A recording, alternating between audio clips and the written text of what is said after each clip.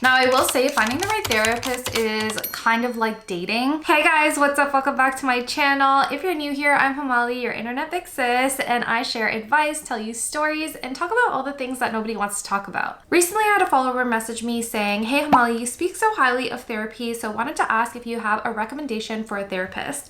This is a question I get asked all the time. So let's talk about it, because as much as I'd be happy to share who my therapist is, my therapist may not always work for you. In this video, I'm going to discuss 3 things that'll help you find the right therapist. Before I begin, I just wanted to share that BetterHelp is the sponsor for this video. BetterHelp is a platform that makes therapy more affordable and accessible for everyone. All you have to do is fill out a questionnaire and the algorithm will set you up with a therapist that matches your needs. If that therapist doesn't work for you, then you can easily switch to another one until you find someone you really connect with. They also have a group session feature on a number of different topics, which is amazing because it allows you to connect with other people going through similar situations. So if you've been struggling and looking for an affordable option, BetterHelp is a great platform to start on. You can also use my link in the description below to get a discount on your first month of therapy. Okay, now let's get into the 3 things that'll help you find the right therapist for you. So the first thing you're going to do before you even start looking for a therapist is to do some reflection. I would highly recommend journaling or just like writing things down so that you can get your thoughts a little bit more organized, because then it's not just like ping-ponging around in your head. Ask yourself some of these following questions. What are you struggling with? What do you want to work on? What are the things you want changed? And what are the results you're looking for when you go to therapy? Are you trying to change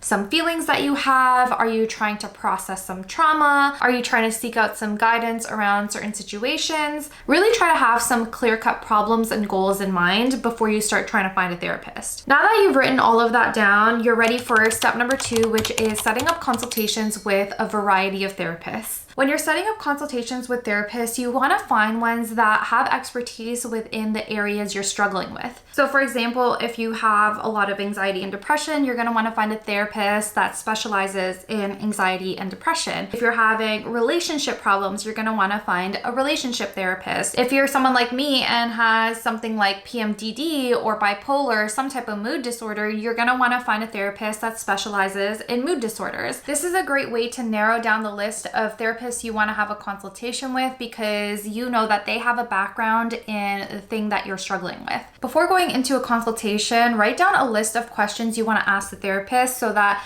you can get to know them better and see if they actually meet your needs. Here's 5 questions I like to ask when doing these consultations. Some of them do have multiple parts to them. So question number 1 is, how long have you been practicing for, and is there an area you specialize in or have more experience in? Also, alongside that, what kind of training do you have? Are you a social worker? Are you a psychotherapist? Are you trained in different types of modalities like CBT, EMD, couples therapy, exposure therapy, etc.? This will give you an understanding of their experience and what kind of methods they might use with you. The second thing you're going to ask them is if they've had clients in similar situations to you, and if so, what methods did they use to help them achieve their goals and what were the results? Obviously, before you go into this question, you want to talk about what struggles you're going through so they have an idea of what's going on in your life. This is where the reflection you did before is going to come in handy. The third question you're going to ask is, how do you assess someone's progress?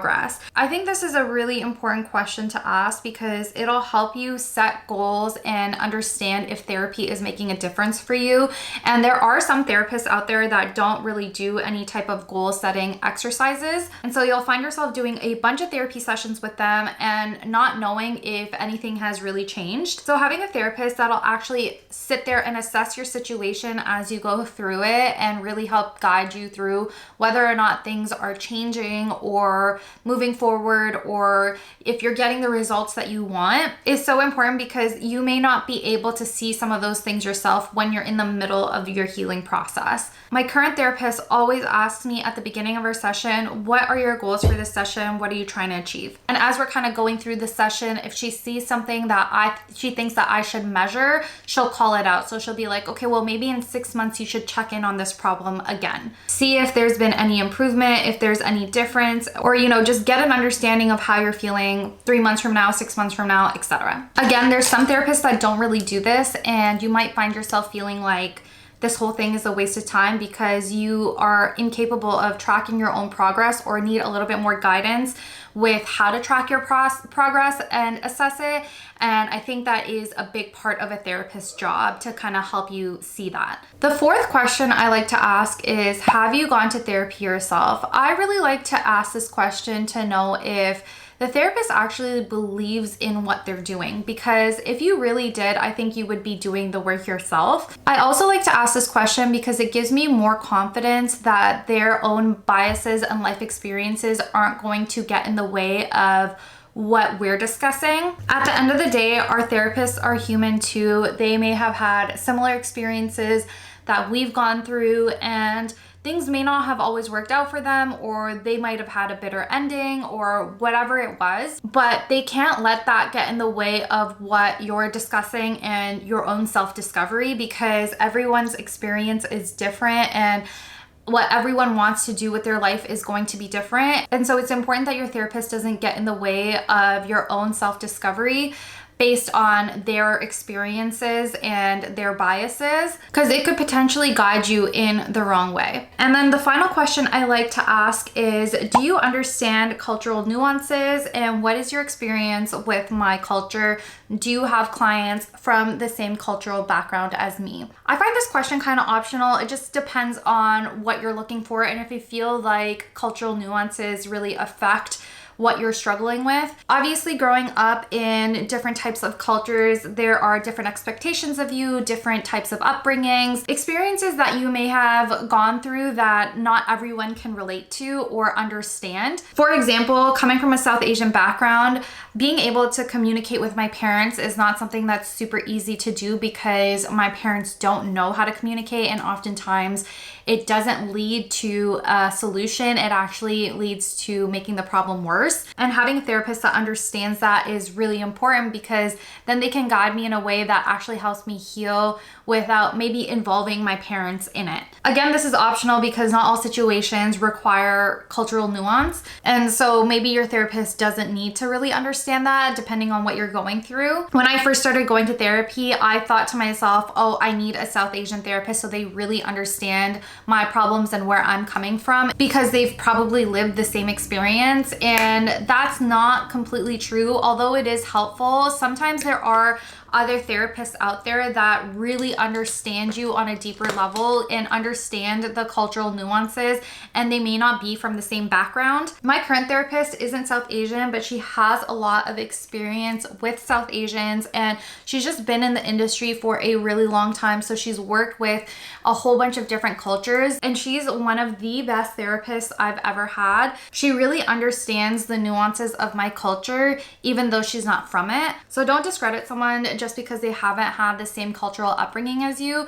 Really base it off of their experience and if you feel like they can help you. This question also kind of goes hand in hand with if you're a woman and trying to talk to a male therapist, and vice versa. If you're a male trying to talk to a female therapist, there might be nuances that they won't understand that are gender specific. So that might also be a similar question that you want to ask. Like, do you understand gender nuances? Normally consultations are only like 15 to 20 minutes long. So these 5 questions I feel really help you get a decent understanding of the therapist you're talking to. Now, the third thing that's going to help you find the right therapist is understanding the vibe. There's really no better way I feel like I can describe it besides using the word vibe. I think it's so important that you feel comfortable around your therapist so that you can actually open up to them. You know, after talking to a bunch of different therapists, there might be a therapist that pretty much checks everything off on paper, and they may seem perfect, but you feel like you don't actually vibe with them. And I think being able to vibe with your therapist is so important because it'll make you comfortable enough to open up. This whole process is based upon trust because you are being so vulnerable with this person, and if you feel like you can't be, then you're not going to get everything you want out of therapy. Now, I will say finding the right therapist is kind of like dating. You might need to try out a few different therapists before you find the one. Sometimes after consultations, you might have found someone you absolutely love and you really vibe with, and then you start the therapy sessions and you realize they're not actually what you were looking for. Now, keep in mind, I would say the first 3 therapy sessions are really about the therapist getting to know you a little bit better. So it may not feel like progress right away because they just kind of need to know your history before they can dive into helping you. So don't feel discouraged if you feel like nothing's happening after the first 3 sessions. But you know, if you're quite a few sessions in and you don't feel like you're getting any results, don't be discouraged. Like, that's happened to me before so many times, and it may feel like a waste of time, but this is just a part of the process. Finding the right therapist is not always easy because, you know, you're trusting someone with some of your deepest, darkest thoughts. I think a lot of people tend to try out maybe a couple of therapists and think, oh, this just isn't working. Therapy isn't for me. It doesn't work. And I think a big issue with that is because you haven't found the right therapist. Personally, I wouldn't give up, because therapy, I do think, is very life-changing if you find someone that understands you and is able to guide you in the way you need. But again, it's about finding that right fit, and maybe the first 2 or 3 that you've worked with don't actually work out for you or don't actually fully understand you, but the 3rd or 4th might. And in that case, it will be life-changing. I've personally gone through quite a few therapists since I started my journey, like back in 2020, so 4 years now. I've gone through probably like 4 to 5 at minimum. And some of them I actually stuck with and did quite a few sessions with them. And once I felt like they were done helping me with the problem that I needed them for, I moved on to the next therapist because I felt like I kind of had graduated from them and from their experience or what they kind of specialized in. And there was just different areas of my life that I needed help with that maybe that specific therapist couldn't help me in. So for example, when I first started, there was a therapist that I used that was really specialized in anxiety and depression, versus later on, I used a therapist that was more specialized in like families, and another therapist that was specialized in relationships. So you might also change therapists along the way as you continue to grow in your journey, because you feel like you've outgrown the one that you're with, or because they no longer specialize in the situations that you want to talk about. Anyways, I hope that was helpful. Now you guys know the drill. All the products I use in this video are linked on my LTK. The link is in the description below. Now, if you have any further questions about anything I talked about today, let me know in the comments below or send me a message on Instagram. I'm happy to help in any way I can. Also, leave me a comment or send me a message if there's any topics, advice, questions, story times you want me to cover in the next Get Ready With Me. I hope you found this video helpful, and if you did, please do not forget to hit the thumbs up button and subscribe to my channel, and maybe even share it with someone that needs to see it. As always, thank you so much for all the love and support you show me, and I'll see you in the next one. Bye!